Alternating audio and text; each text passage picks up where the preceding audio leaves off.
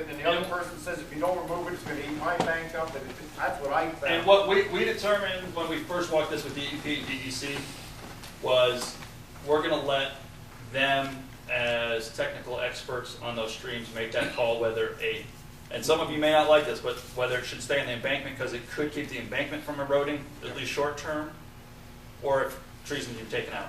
I'm going to let them, as the city and state professionals, make that call that say it's better for this stream and for this property that log or that stump stay there just for that embankment. The private owner says you can't touch the tree, then what? If they don't give right of way, it stays there, or right of entry. That's the problem. If you don't give right of entry, that tree is staying there, and it's a community problem. I already know this. There's going to, we said that there's going to be there could be 3 or 4 landowners. One, you may not get to them because not all your homeowners live here, but they may just say no, and that is going to be a problem for the other homes around. But there is absolutely nothing this town. Let me rephrase that. The town could go through their ordinance. I believe you probably have an ordinance. What's it called? Well, yeah, I started in Connecticut. That's a whole other one. The nuisance ordinance, which you can go through that process of removing that debris if you find it truly, we know it's a public health hazard. We know there's going to be flooding. We know it's in areas. That's why we've talked to FEMA about this. If we didn't believe it was, we wouldn't be going through this process in the first place. If they determine that they're not going to remove it, they're not going to allow you to remove it, you're probably going to have to go through that ordinance process as a community. And then you can take it. But nobody wants to go through that. But we know that there's going to be issues. I'm going to finish this, I'll come back. Well, I'm going to come back around. Do you have any idea how long we'll know whether FEMA is going to give us at least the 75% funding? That's done. FEMA can give you no less than 75%. So we're already set with the 75%. The state's giving 12.5%. Okay. But we haven't been approved yet. Oh no, for PPDR. I mean, just in general. Every disaster, anything that is eligible, FEMA pays no less than 75% by law. Let me Do we rephrase have that any then. idea? How long before the we'll PPDR? know if we're eligible for the debris removal is going to be eligible? We've had numerous conversations today. I hope to know tomorrow, personally. Okay, good. I don't know if that's going to happen, but I hope to know. Okay, good. So it's going to be quickly. It's not going to be. They know It's the going time. to make a big. They know the time frame issue. You know, big. They absolutely know this time frame issue. So Decision for us. The debris, the site where you're gonna haul all the trees and debris to, has that been identified yet? no, That's gonna be chosen by the town, correct? town with the contractors, yeah. And if you got, if you have property that you want that can handle trucks going in and out, it actually won't be a lot of them, but trucks going in and out, temporary, let us know because we can rent space. FEMA reimburses for that cost. So let us know if you have flat land out of the watershed and out of the floodplain, which is very difficult to find, which is a premium. So it will most likely be reduced and removed to a final. Also, if you have land, and eventually it's going to be reduced. If you have land where you want the wood chips, that is out of the floodplain. Let us know when we can put it to the final resting place there. I will give you a perfect example. I have a client at University of Miami whose contractor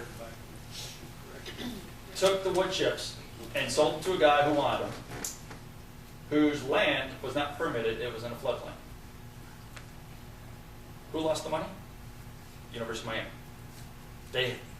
The legal chain never leaves the town for that debris. So because the contractor sold it to somebody that wasn't in a floodplain, the University of Miami lost their money. It was delegated.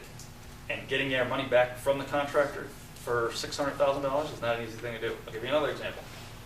Contractor, Italy wanted it. Had a whole barge that was going to Italy. It sunk about 3 miles off the coast. I forgot what state it was, but was legally responsible for that debris in the cleanup. And they lost their money for the removal of debris. Wow. So The other question. that's why there's certain things you have to know about debris removal that you make sure the town doesn't lose its cash. These gravel bars that have to be removed, you're gonna let DEP and DEC make the determination on that too? First, well, that's all part of this permit process. FEMA actually has a bigger play in that because determining what is storm generated and what's not from this storm is going to be very difficult. So there's going to be a lot of pictures taken from satellite, from now, and before Irene. So, because they've already said, a couple of sites they looked at today, from Google Maps, it looked like they're already there. So we have to make a case, if you guys believe that they're not, yeah, we have to make a case that these were from this storm. Hold on. I'm going to go back to her. She's been waiting a This lot. is relevant to what you just said. Okay. If we have personal photographs, We need What do- any and all evidence that will help us through that process. okay, and how do we get them into the process? You see Mark here? Mark's going to be at Okay. town hall. We decided we were going to pull him out of here this week because we didn't have any more PWs to write. I'm going to be eating my lunch working here, but I promised to keep the cost down for this town. Mark's going to stay here the rest of the month, then I'm going home. He lives in Massachusetts. So he'll be at town hall. You can give him to him. If he's not there, you can give him to Susan. She'll make sure he gets them. And Thompson will be here, who's the more important guy because they're going to be managing the removal. Thank you. And I was so pleased to hear you say earlier, I mean, Olive suffered the damage and that there would be local contractors who would have an opportunity to work on the project of cleaning it up. How would that process go? Do they apply to someone? we actually or- gave them the bid list of everybody that bid on it and said, we expect you to contact all these guys and get rates because we understand there was a lot of confusion. We expect you to use local contractors. We can't force it because you can't do that by FEMA regulation, but we do expect them to use local contractors. What if they did not bid, but still If could you do have work? somebody that wants to work, actually let Keith from Thompson know, or Mark, and we'll take those names and we'll pass them along. Monitors as well. And the other bigger thing is Thompson, so you know how this works nationally. There are companies like mine, there's probably 5 or 6 of them that manage the programs for communities. There are companies like Thompson that manage debris removal. There are companies like the contractors that are removing the debris that both haul it out and also manage it. And the reason they continue to get hired is this is done every single day across on average there's 70 disasters throughout the country. These people are working every day with FEMA. These rules and regulations change quite often. Matter of fact, for the watershed, there's a new rule and regulation that came out September 23rd. They can't make it retroactive, so it's not going to apply here, but that's how quickly things change. So having companies that do this on a daily basis, there's certain requirements by FEMA. Debris, there's certain forms you have to have filled out, there's certain requirements and formats they want it all in. So I don't expect debris monitoring, if we need 15 debris monitors, to bring them out of Florida. I expect them all to be hired here if at all possible. They worked with us. They were actually our subcontractor in Virginia. We did the debris removal for the state of Virginia DOT the last 3 months for Irene. We had 100 people working almost every day, and I believe more than 90 of them came from the Richmond area. But they hired them all locally. They trained them there. Their supervisors came out of Florida because they know they know the programs. But we expect local hiring of almost everything. The worst thing you can do with a disaster is take taxpayer dollar and take it to DC, Florida, wherever else.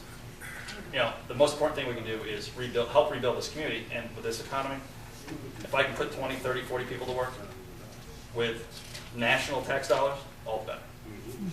So, yes, sir. Is there any plan to shore up the stream banks to prevent future? Right now, that's an NRCS question. Right now, the town is no legal responsibility for that, but that question and that comment has been brought up to FEMA numerous times. We don't know what they're going to do. We don't know what they can do. But that legal responsibility can either be Corps, NRCS, or FEMA. We know, you go up towards the Conway house up, the heck's the name of your road? Watson Hollow. Sorry, thank you. I'll get that eventually. Remember the first day I was here, there was no road there. So, but I'm pretty sure some of those trees that are in there now were not in there the night of Irene. That they're slowly coming in, and we want to work with the federal government, state government to shore up those embankments. And DEP, who's in there, and some of that land, I believe, is DEP. They said we got to do something about this. They recognize that too. The question is, what do you do and what can you do to restore the embankments? So that discussion's going on. I don't know. I can't give you an answer. To that, surely we don't know yet.